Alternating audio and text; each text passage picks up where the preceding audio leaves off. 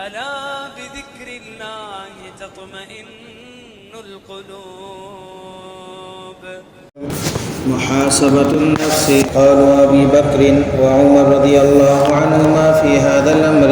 أخرج ابن أبي الدنيا في محاسبة النفس عن مولى أبي بكر رضي الله عنه قال أبو بكر الصديق رضي الله عنه: من مقت نفسه في ذات الله آمنه الله من مقته كذا في الكنز. وأخرج أبو نعيم في الحلية عن ثابت بن الحجاج رحمه الله قال عمر بن الخطاب رضي الله عنه: زنوا أنفسكم قبل أن توزنوا وحاسبوها قبل أن تحاسبوا فإنه أهون عليكم في الحساب غدا أن تحاسبوا أنفسكم وتزينوا للعرض الأكبر يومئذ تعرضون لا تخفى منكم خافية. وأخرج مالك وابن سعد وابن أبي الدنيا في محاسبة النفس وأبو نعيم في المعرفة وابن عساكر عن أنس بن مالك رضي الله عنه قال: سمعت عمر بن الخطاب رضي الله عنه يوما وخرجت معه حتى دخل حائطا فسمعته يقول وبيني وبينه جدار وهو في جوف الحائط: أمير المؤمنين والله لتتقين الله أو ليعذبنك الله كذا في المنتخب. نفس کے محاسبے کے متعلق یہ دو روایات ہیں جس کے اندر حضرت ابو بکر صدیق رضی اللہ تعالیٰ عنہ اور حضرت عمر رضی اللہ تعالیٰ عنہ کے محاسبے کے متعلق بیان ہے. زندگی کے اندر ہماری ذمہ داری یہ ہے کہ ہمارے اندر جو شر ہے یہ شر ختم ہو جائے اور ہمارے اندر خیر غالب آ جائے.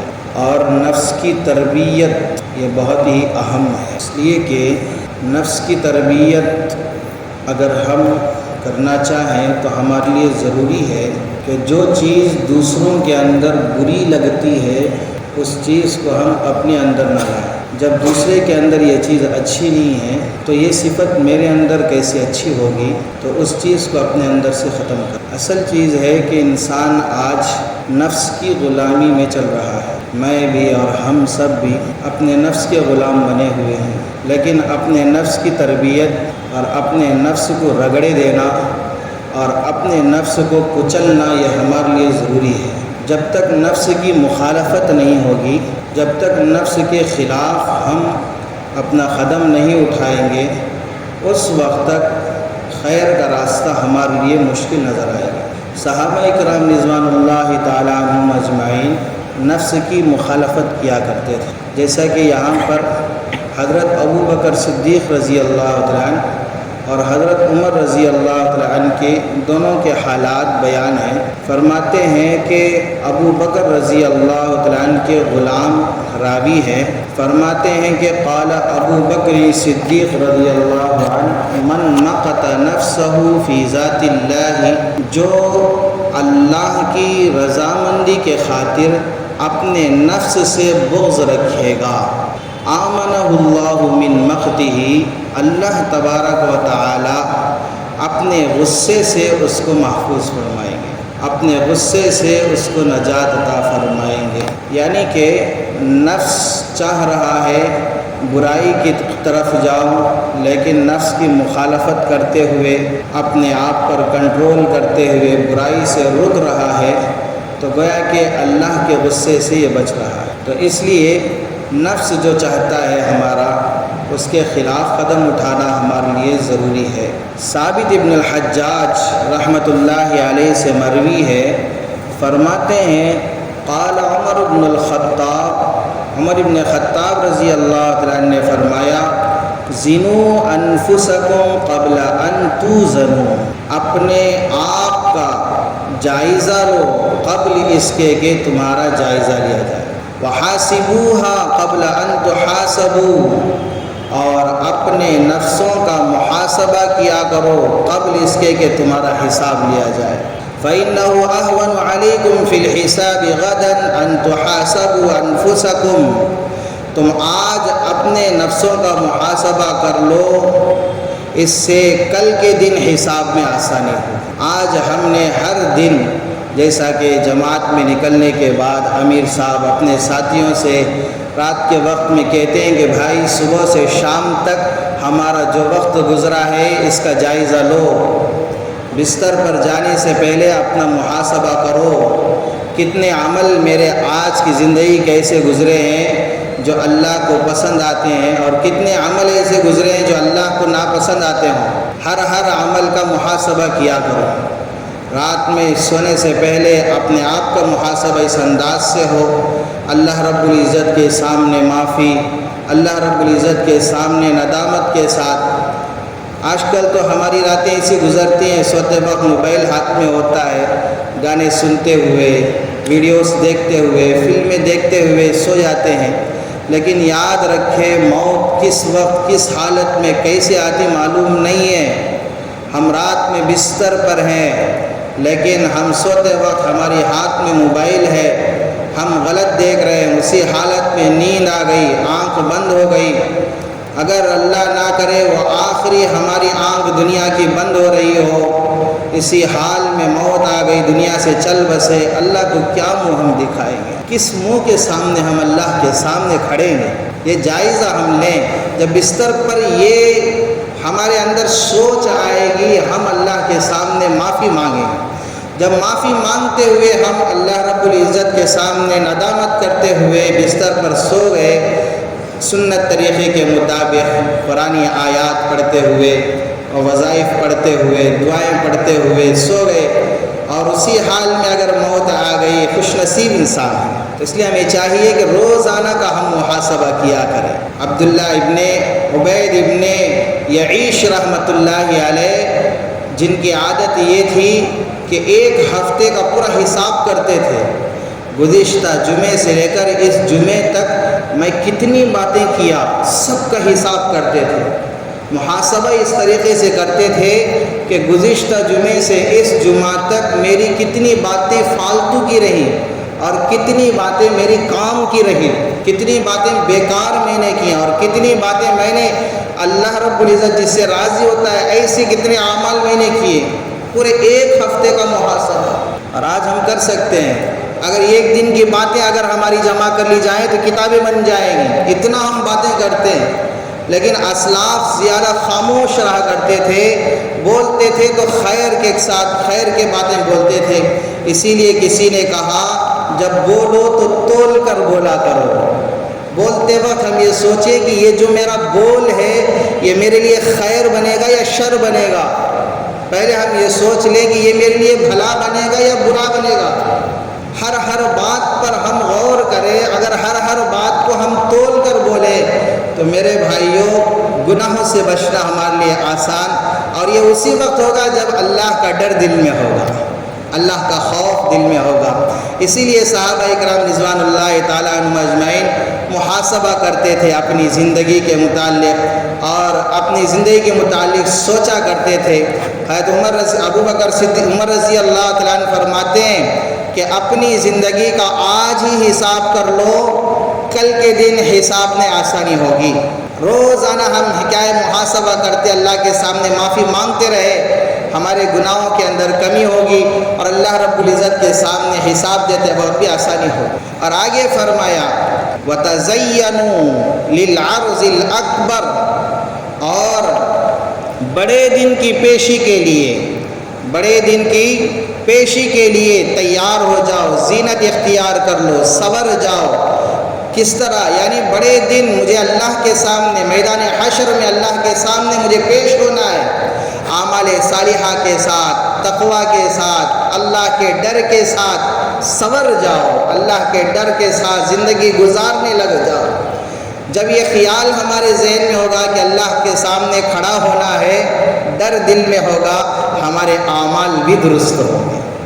جب دل کے اندر ڈر نہیں ہوگا اور یہ خیال بھی نہیں آئے گا کہ مجھے اللہ کے سامنے کھڑا ہونا ہے، منہ دکھانا ہے، ہمارے اعمال کھرے نہیں ہوں گے، کھوٹے رہیں گے۔ تو اس لیے اپنے اعمال کو ہم کھرے بنانا ہے، وزنی بنانا ہے، تو ہمارے لیے ضروری ہے کہ یہ خیال اپنے ذہن میں لائے، مجھے میرے اللہ کے سامنے کھڑا ہونا ہے، اپنے اللہ کو مجھے منہ دکھانا ہے۔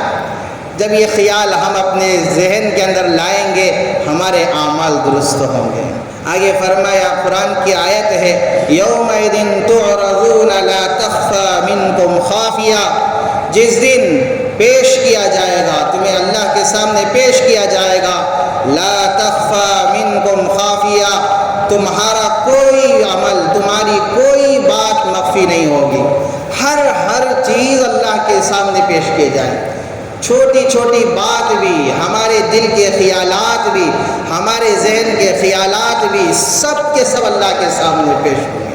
آگے کی روایت ہے، انس بن مالک رضی اللہ تعالیٰ عنہ فرماتے ہیں، میں نے عمر بن خطاب رضی اللہ تعالیٰ عنہ کے کہتے ہوئے سنا، وخرجت معه، اور میں عمر بن خطاب رضی اللہ تعالیٰ عنہ کے ساتھ باہر نکلا، حتی دخل حائطا، یہاں تک کہ ایک باغیچے میں داخل ہوا، فسمعته یقول، میں عمر بن خطاب رضی اللہ تعالیٰ عنہ کو یہ کہتے ہوئے سنا، وبینی وبینہ جدار، میرے اور حضرت کے درمیان ایک دیوار حائل تھی، وَهُوَ مِن جَوْفِ الْحَائِطِ، اور عمر بن خطاب رضی اللہ تعالیٰ عنہ باغیچے کے درمیان تھے۔